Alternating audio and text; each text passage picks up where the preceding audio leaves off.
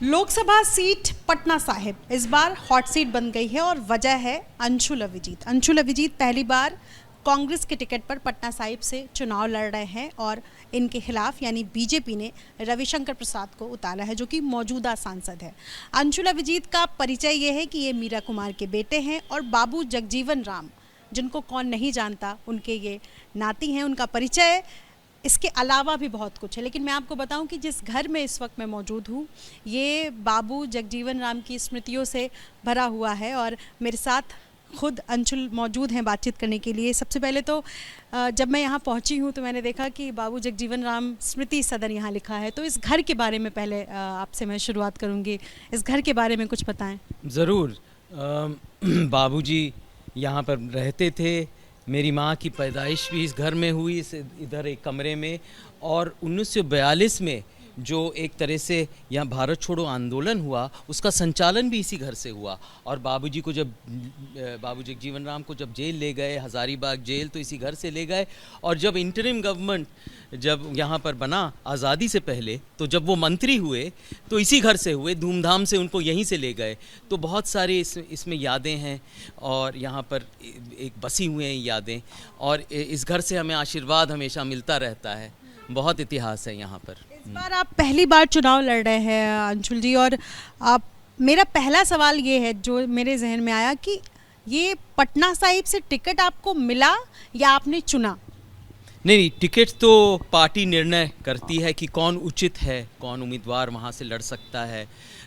तो टिकट मुझे पार्टी ने दिया और मैं आभार भी व्यक्त करना चाहता हूँ अपने शीर्ष नेतृत्व का कि उन्होंने मुझ पर विश्वास किया।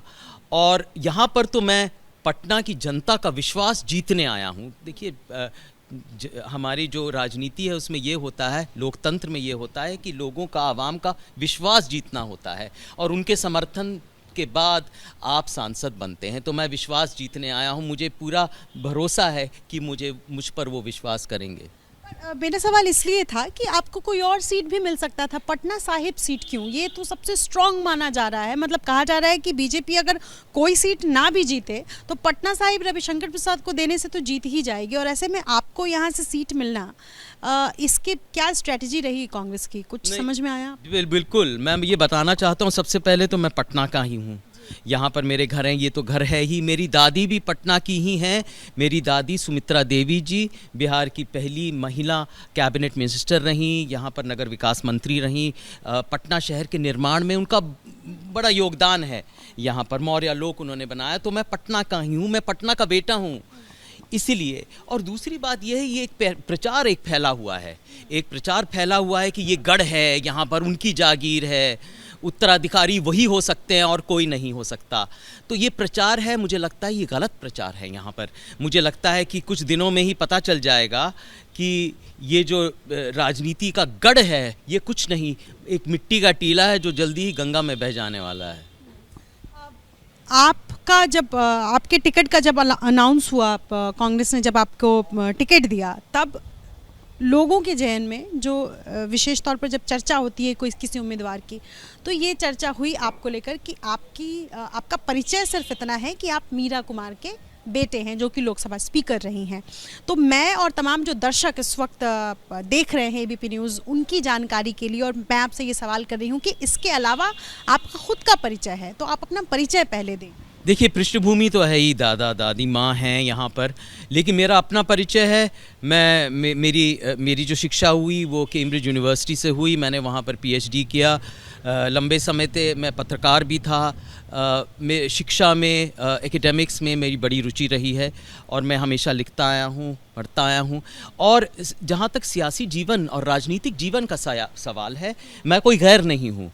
1986 से लेके मेरी माँ मीरा कुमार का जो पहला इलेक्शन हुआ बिजनौर से, मैं तब से हर लोकसभा इलेक्शन में शामिल होता आया हूँ। तो मैं राजनीति से अच्छी तरह वाकिफ़ हूँ, क्या होता है, चुनाव का संचालन भी करता हूँ। तो ऐसा बात नहीं है। और अब से, जब से मैं औपचारिक रूप से राजनीतिक जीवन में आया हूँ कांग्रेस पार्टी में, तो श्रीमती सोनिया गांधी ने मुझे राष्ट्रीय प्रवक्ता बनाया।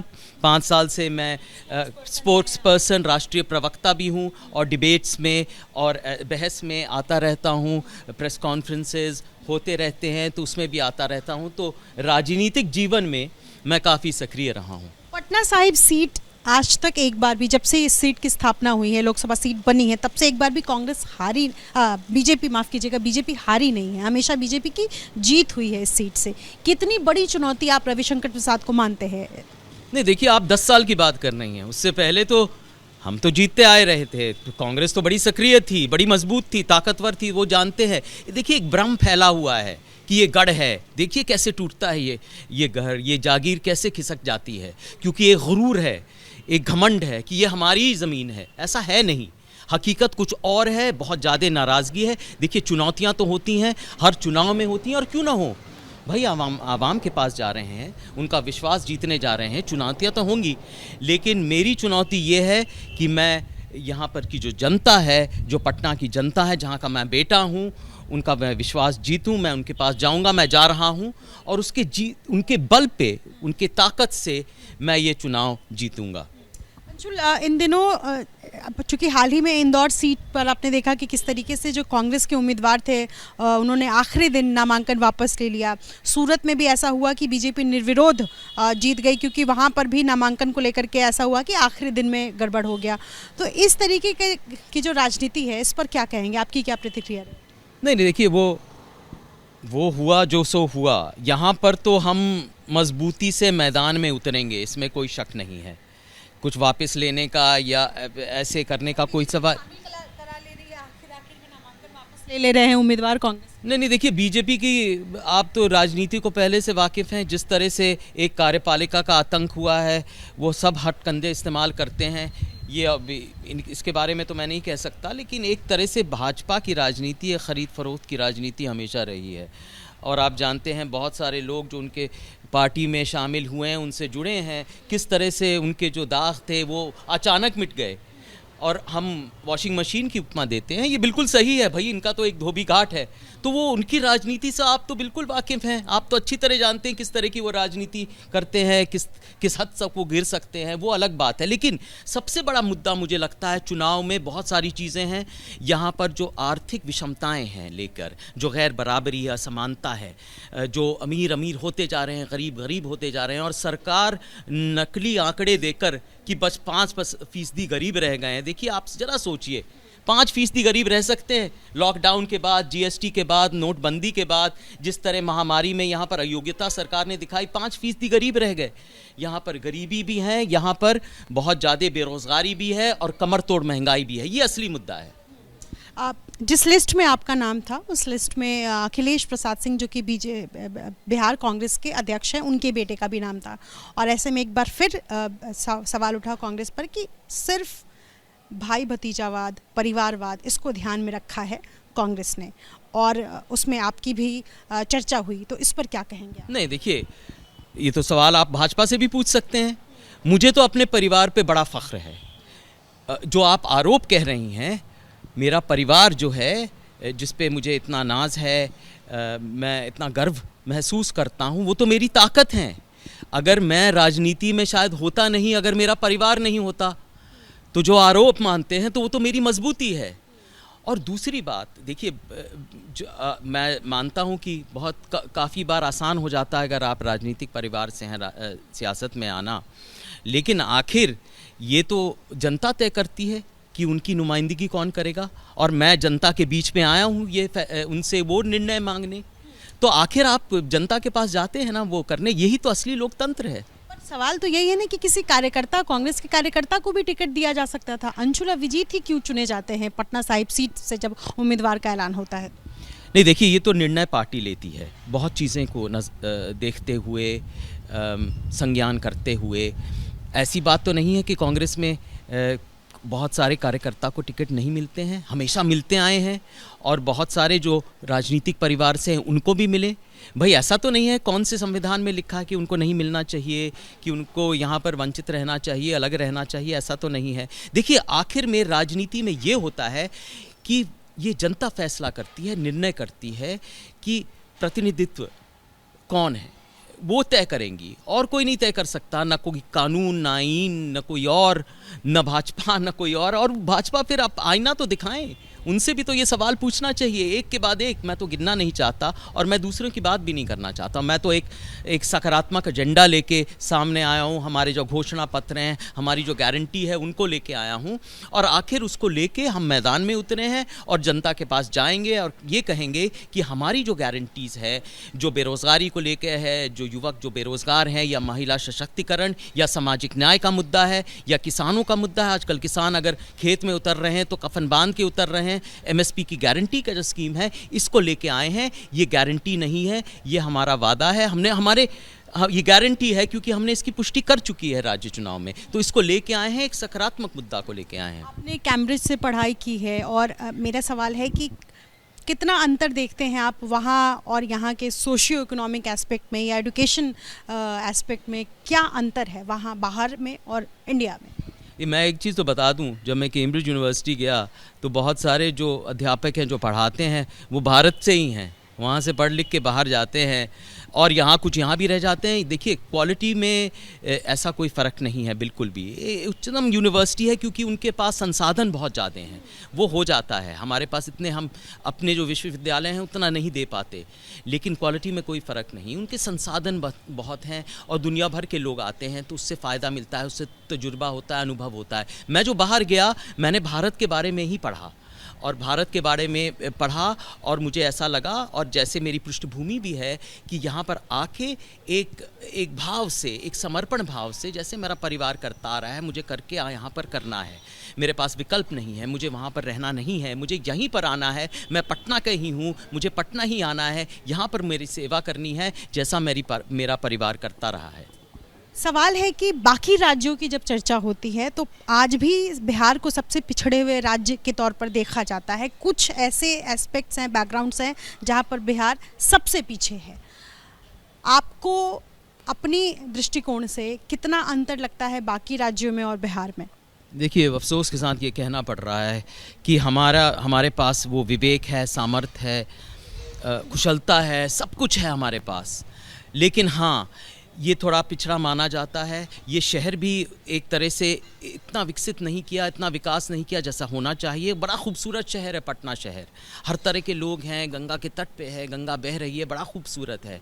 लेकिन यहाँ की जो मनसूबाबंदी हुई, यहाँ पर जो प्लानिंग हुई है, जो तैयारी होनी चाहिए, जो भविष्य के बारे में सोचना चाहिए, वो नहीं हो पाया है। यहाँ पर आप जानती हैं कि यहाँ पर बारिश हुई थी 2-3 साल पहले, तो पटना शहर एक महासमुद्र बन गया था और यहाँ पर तो पानी यहाँ पर आ गया था, ये 10 फीट तक पानी, ये पूरा डूब गया था एक तरह से ये घर। हमने बाद में मरम्मत की, स्मृति की। तो आप जानते हैं यहाँ सुविधाएं की कमी है, पलायन भी मुद्दा है। वो क्यों है?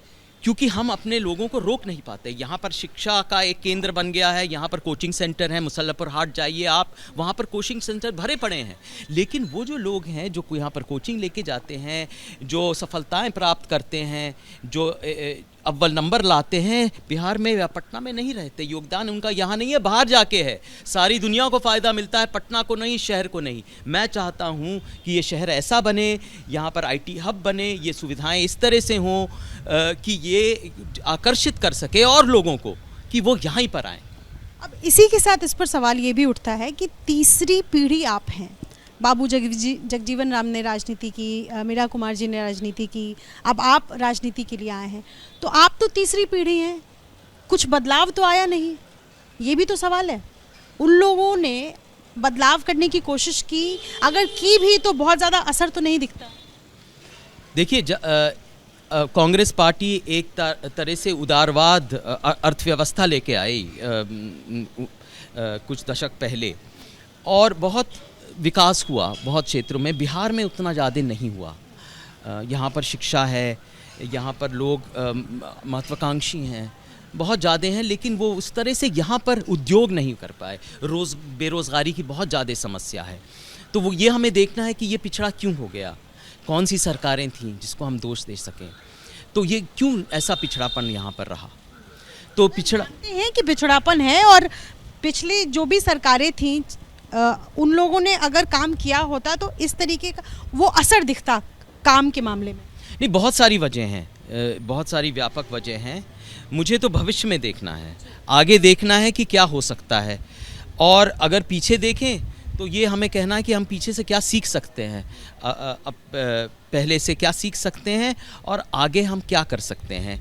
और एक नया बिहार, एक नया पटना, ये सोच हमें आगे ले जाएगी। जैसे सुमित्रा देवी मेरी दादी ने 70 के दशक में मौर्य लोक की परिकल्पना उस समय की, उनका निर्माण किया। आज तो मॉल का बड़ा बोलबाला है, मॉल की बातें होती हैं। 70 के दशक में उन्होंने सोचा, सुलभ शौचालय वो लेके आई उस वक्त। तो हमें आगे की सोचना, हमें भविष्य के बारे में सोचना है। और एक शहर, पटना शहर, एक खूबसूरत शहर जो अंतर्राष्ट्रीय शहर बन पाए, उसके बारे में सोचना है।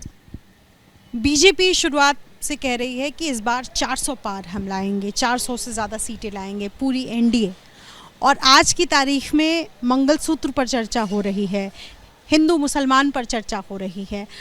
और ये सब ऐसे मुद्दे हैं जो बिल्कुल कहते हैं कि हिटिंग, जो सीधा सीधा हिट करते हैं वोटर्स को।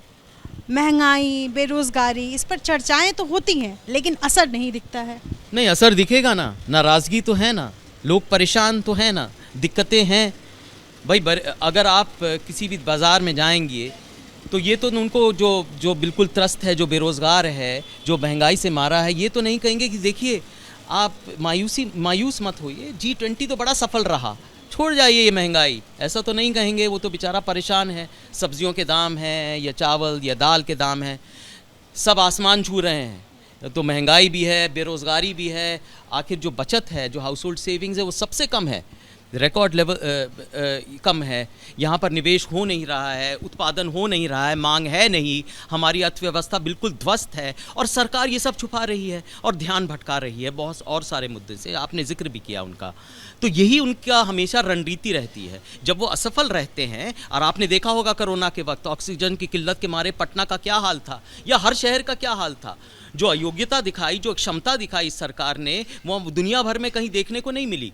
देखिए, अभी हम भूलना नहीं चाहिए वहाँ पर उस वक्त क्या हुआ, ये सरकार की वजह से हुआ। उनका बंदोबस्त नहीं था, उनकी तैयारी नहीं थी, तो कैसे भूल सकते हैं। और लोग ये याद रखेंगे और वोट के जरिए वो जवाब देंगे।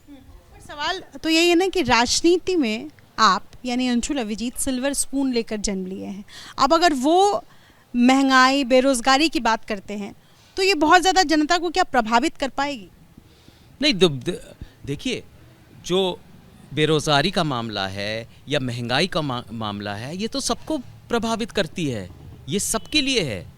अगर जो गरीब से गरीब आदमी है उसके लिए तो है ही, जो रोटी प्याज और नमक के साथ खाता है, तो भाई उनको तो बताना पड़ेगा, उसमें उनके जहन में ये बात बैठनी पड़ेगी। और वो जानते भी हैं, ऐसी बात नहीं है। देखिए क्या करते हैं जो हमारे प्रतिद्वंदी हैं, उनकी जो पार्टी है, जो विचारधारा है, जज्बातों से खेलते हैं, हमेशा भावनाओं को उछालते हैं। तो ये उनकी हमेशा रणनीति रहती है कि भावनाओं से कैसे खेलें, और जो असलियत है, जो हकीकत है, जो परेशानी है, जो दिक्कतें हैं, जो रंजिशें हैं, उनको कैसे एक तरफ करें, ये उनकी हमेशा एक रणनीति रहती है। तो इस बार वो रणनीति कामयाब नहीं होगी। आप जानते हैं यहाँ अंडरकरंट है, बहुत ज़्यादा नाराज़गी है, लोग अपना जवाब देंगे, ज़रूर देंगे, मजबूती से देंगे इनके खिलाफ। चलते चलते 3 मुद्दे आप बताएं जिस वजह से आप जनता के बीच जा रहे हैं या लोगों से वोट अपील कर रहे हैं, वो 3 अहम मुद्दे जो पटना साहिब के लिए ज़रूरी है। एक तो मैं चाहता हूँ पटना साहिब का विकास, यहाँ के सब लोगों को वो सुविधाएं मिले, यहाँ पर खुशहाली हो, ये आबाद हो, ये जो परेशानियाँ हैं, जो दबाव है, ये हट जाए। एक शहर का जो एक दबाव होता है सिविल एमिनिटीज़ का, जो प्रदूषण का दबाव, जो ट्रैफिक, जो यातायात का दबाव, ये दूर हो। दूसरी बात, बेरोज़गारी की बहुत बड़ी समस्या है यहाँ पर, और बेरोज़गारी का एक हमने घोषणा पत्र भी किया है और वो हम निकालेंगे। और मैं चाहता हूँ कि एक तरह से, क्योंकि महंगाई की एक बड़ी समस्या है यहाँ के लोगों के बारे में बीच में, तो महंगाई, हमारी सरकार के पास बहुत सारे ऐसी योजनाएं हैं जिससे महंगाई कम भी हो, और हमने पहले किया हुआ है, इस बात की पुष्टि हो चुकी है। क्योंकि जो हम करते हैं, जो कहते हैं, वो ज़रूर करते हैं। एक बात चलते चलते मुझे आप बताएं जो आपको याद है बाबूजी के बारे में, जो आप अपने जीवन में जिसको आपने इनकलकेट किया है। बाबूजी के तो बहुत सारे गुण थे, अब मैं क्या कहूँ, लेकिन मुझे याद है कि देखिए, वो मेहनती बहुत थे, बहुत ज़्यादा योग्य थे, शिक्षा पे बहुत ध्यान देते थे, लेकिन ये कहते थे कि भाई अगर मेहनत करनी है तो जनसेवा के लिए करिए, आपका समर्पण दिखाना बहुत ज़रूरी है। क्योंकि उन्होंने जैसी चुनौतियों से, और जहाँ से एक चंदवा छोटा सा गांव, और उस समय सोचिए 100 साल पहले एक दलित बच्चा निकल के आता है चुनौतियों का सामना, संघर्ष का सामना करते हुए, आज़ादी की लड़ाई, इंटरिम गवर्नमेंट, और एक तरह से कैमूर की जो पहाड़ियाँ हैं चीरते हुए दिल्ली पहुंचता है, एक बहुत बड़ा राजनीतिक, एक तरह से कृषि मंत्री या रक्षा मंत्री। तो उन्होंने सोचा कि अपनी योग्यता का अच्छे से इस्तेमाल करें, मेहनत ज़रूर करें, समर्पण भाव से करें। राजीव देसाई की सरकार में उप प्रधानमंत्री भी रहे थे। बिल्कुल रहे थे, उप प्रधानमंत्री रहे, वो 71 की लड़ाई में वो रक्षा मंत्री थे, एक तरह से जो हरित क्रांति है उस समय वो खाद्य मंत्री थे, श्रम मंत्री थे, इतने सारे कानून बनाए जो हमारा श्रम बल है उसके लिए। तो अनेक उपलब्धियां हैं, सफलताएं तो हैं ही। राहुल गांधी एक ऐसे नाम है जिनके इर्द गिर्द विपक्ष की सारी राजनीति घूम रही है। चर्चा है कि वो इस बार चुनाव अमेठी से नहीं लड़ेंगे, ये चर्चाएं थी। हालांकि वो वायनाड से उन्होंने नामांकन किए, मतलब वायनाड में तो चुनाव हो चुका है, लेकिन अमेठी से चुनाव नहीं लड़ेंगे। प्रियंका गांधी भी रायबरेली से चुनाव नहीं लड़ रही हैं। बीजेपी कह रही है कि दोनों अपना गढ़, अपनी राजनीतिक ज़मीन छोड़कर भाग गए। नहीं, ये तो उनका निर्णय है, भाग कैसे गए, वो तो बिल्कुल सक्रिय हैं। अभी भारत जोड़ो यात्रा भी की राहुल गांधी जी ने, तो 2 बार की, और पहले यात्रा में दोनों में तो हम शामिल थे। अभी वो सासाराम भी आए थे हम यहाँ पर इस यात्रा में, और वो हुजूम, वो उत्साह, वो ऊर्जा तो देखने लायक थी।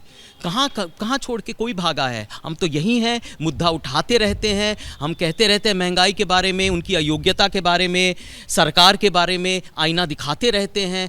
और देखिए, सरकार का रवैया ये है कि विपक्ष की आवाज़ को दबाते रहें, उनको कुछ कहते रहें, ये तो सरकार करती है, ये तो राजनीति में होता है, ये सवाल उठते रहते हैं।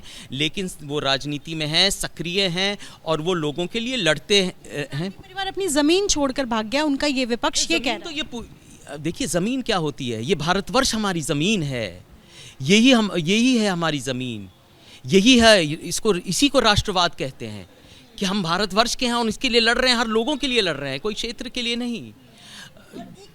और सवाल है, चूंकि आपसे मुझे लगता है आप बेहतर जवाब दे पाएंगे। संविधान बदलने की चर्चा हो रही है और ये विपक्ष ज़्यादा कर रहा है, विशेष तौर पर बाकी जो दल है, सहयोगी दल है कांग्रेस के, वो कह रहे हैं कि इस बार संविधान, अगर सरकार बदलती है तो संविधान बदल दिया जाएगा। तो ये संविधान बदलने का डर क्यों लग रहा है? क्या ऐसा है कि संविधान बदलने की बात नहीं? क्योंकि आप जब देखते हैं, देखिए सरकार का रवैया, उनकी हरकतें, एक तरह से जो कार्यपालिका है, जो एग्जीक्यूटिव है, उनका एक दमन है, उनका एक आतंक है, सब कुछ बदल रहे हैं। देखिए, जैसे संसद में कोई भी बिल पारित होते हैं तो वॉइस वोट से होते हैं, चर्चा नहीं होती, बहस नहीं होती। जो भी हो रहा है एक आतंक से हो रहा है। और कई यहाँ पर नेताओं ने कहा है उस तरफ से कि संविधान बदला जाएगा। उन्होंने खुद कहा है, जो वंचित वर्ग से आते हैं, जो दलित हैं, वो तो सचमुच डरे हुए हैं कि कहीं ऐसा ना हो कि आरक्षण छीना जाए। ये तो एक सचमुच एक घबराहट है उनके बीच में कि आरक्षण रहेगा नहीं रहेगा। जिस तरह से लोग आ रहे हैं, कंट्रैक्चुअल एक सर्विस हो रही है, तो ये तो डर उनके बीच में बैठा है। तो डर किसने पैदा किया? ये तो सरकार ने। हम तो ये कह रहे हैं, हम तो सवाल उठा रहे हैं, और डर तो पैदा किया इस सरकार ने अपनी हरकतों से, अपनी योजनाओं से, विपक्ष की आवाज़ को दबाते, कोई बहस ना हो, कोई चर्चा ना हो, कोई गुफ्तगू ना हो, हमेशा ये करते आ रहे हैं। आप मुझे बताइए, सिलेक्ट कमेटी में कितने बिल गए इस यहाँ पर इस सेशन में या इनके कार्यकाल में? इस बार कितने गए? मनमोहन सिंह जी के यहाँ तो 70% तक गए, यहाँ पर शायद 20% भी नहीं गए सिलेक्ट। वहाँ पर बिल होता है कि जो बिल होता है वो एक उसका बहस होता है। जब वो ही नहीं करेंगे तो आप समझ सकते हैं सरकार की तबीयत क्या है, उनकी फितरत क्या है। बहुत शुक्रिया हमसे बातचीत करने के लिए। पटना साहिब से पहली बार चुनाव लड़ रहे हैं दमखम के साथ। 1 जून को यहाँ चुनाव है। बीजेपी ने रविशंकर प्रसाद को उतारा है, लेकिन रविशंकर प्रसाद क्या उतनी ही बड़ी चुनौती हैं? क्योंकि अभी अंशुल अभिजीत का कहना है कि अंडर करंट है। इसके अलावा तमाम जो जनता के मुद्दे हैं उसको लेकर जाएंगे, और बाबू जगजीवन राम की कही बातें, अपने माँ मीरा कुमार की कही बातों को याद सहेज कर तो रखा ही है, लेकिन तमाम मुद्दे जिनको लेकर कांग्रेस की इस बार रणनीति जो तगड़ी नज़र आ रही है, क्या वही वोटर्स को अपनी तरफ खींच कर ले आ पाएगी? ये देखना होगा 1 जून को। और अपने सहयोगी सीके सिंह के साथ निधि श्री, ABP न्यूज़ पटना।